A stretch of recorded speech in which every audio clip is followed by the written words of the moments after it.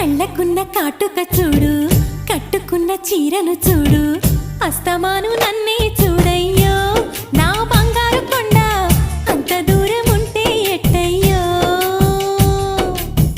చెవులకున్న దుద్దులు చూసా, ముక్కుకున్న ముక్కెర చూసా, చూడమన్నవన్నీ చూశానే. నా పువ్వుల దండ చూపకుండా ఎన్నో దాచావే.